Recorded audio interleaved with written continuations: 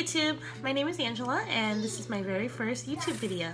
So let me just hop right on into it. I wanted to I wanted my first video to be a brief history of my hair.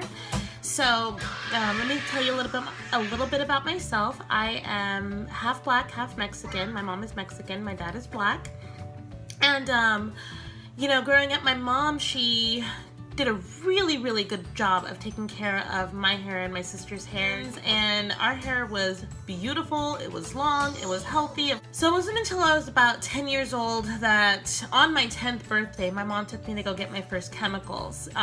She worked, she commuted, and I wanted to take over my hair, so she just wanted to find a way to make it easier on me. So I got a cold wave perm when I was 10 years old and it was so cool. I remember just loving it. My hair was beautiful and wavy, and I remember it was long. I think it probably went to right about here. And yeah, I loved it. But you know, when you're little, it's hard enough trying to take care of your hair in its natural state, but when you throw in chemicals in the mix and you're only 10 years old, you don't know what you're doing.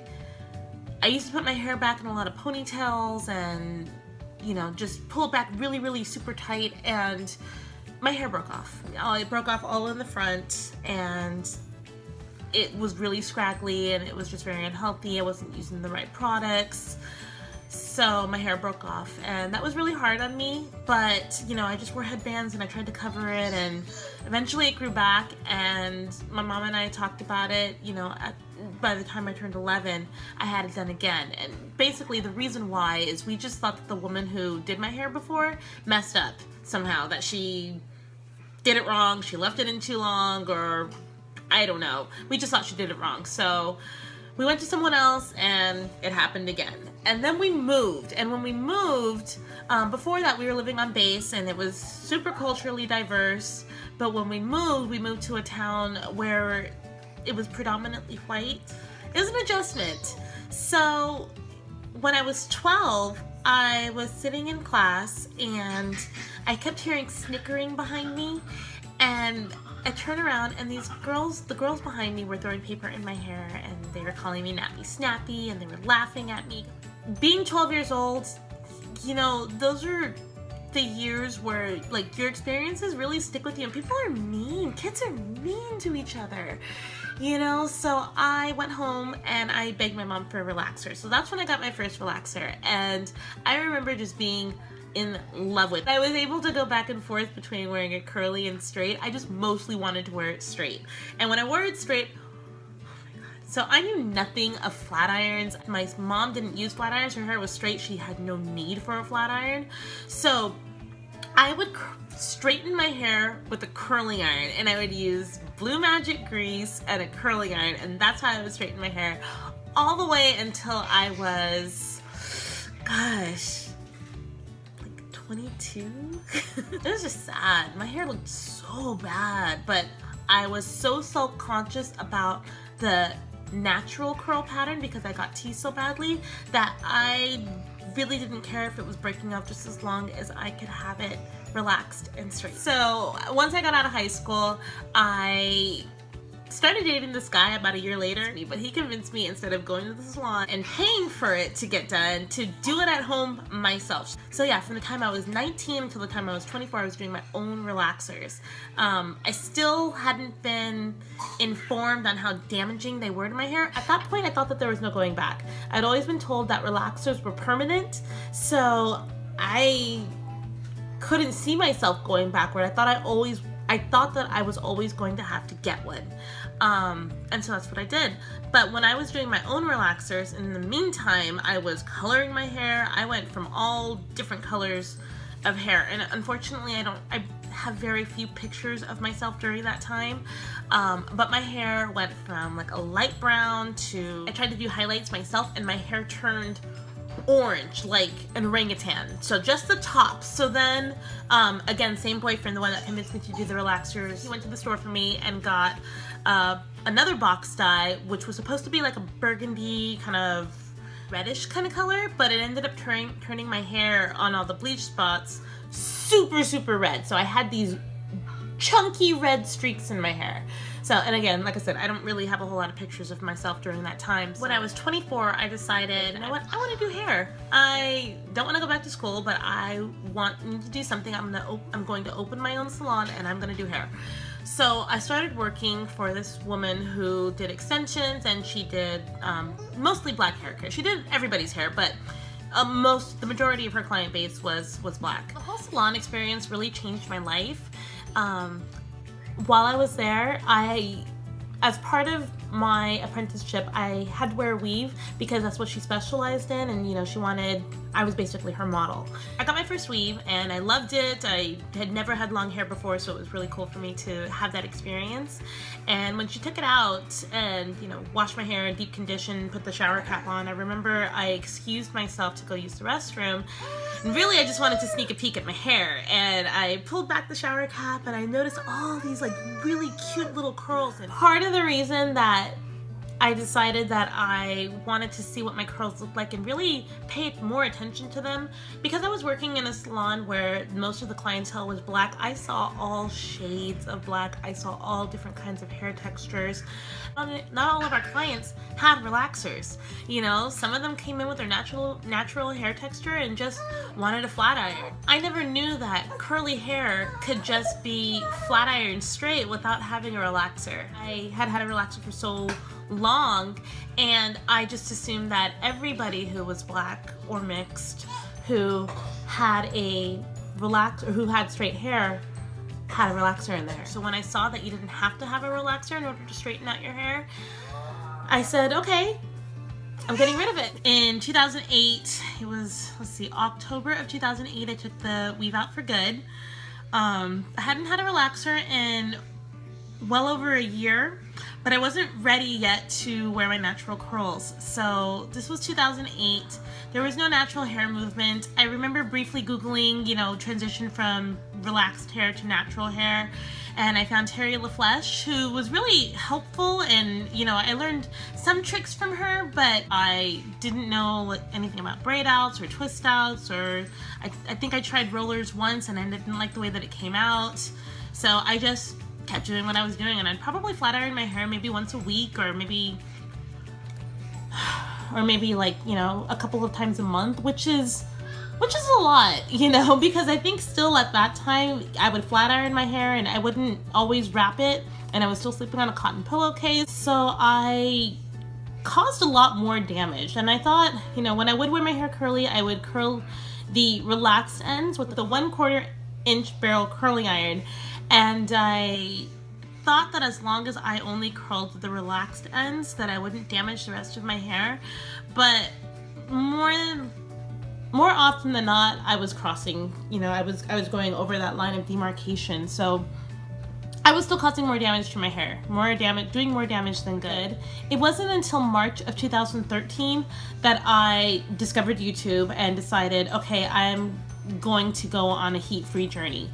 I found Sunkissed Alba, and I started using better quality products, and I went heat-free for about 5 months, you know, from March to August. And in August, I had an event where I was singing the national anthem, and I just wanted my hair straight. So I straightened up my hair, and I don't know if many of you have been on a healthy hair journey and had a relapse or a setback, but that was mine. So I started the cycle of straightening my hair once a month or twice a month. I wasn't touching it up, you know, after straightening it, I would straighten it once and then leave it alone. But I was straightening it more often, and it caused so much damage to my hair. So also what happened in 2013 was I became pregnant with my son. So my hair was growing and it got thicker, and it looked really pretty when it was straight. And what I found was as I got bigger, I wanted my hair straight. So even after, you know, seeing how damaged my hair was, I wasn't comfortable wearing it curly. I tried to wear it curly, and you know, my hair would just hang. It had like this wave, and it would hang with straight ends. And so in February 2015, I straightened my hair out for my niece's baptism, and I kept my hair straight for about a week and a half. And when I went to wash my hair after that, I could smell It smelled like relaxer, and I got scared. So when I got out of the shower, I inspected my hair, and this section of my hair right here, it was this whole section, was stick straight. It was just hanging. It wouldn't curl. I tried scrunching it.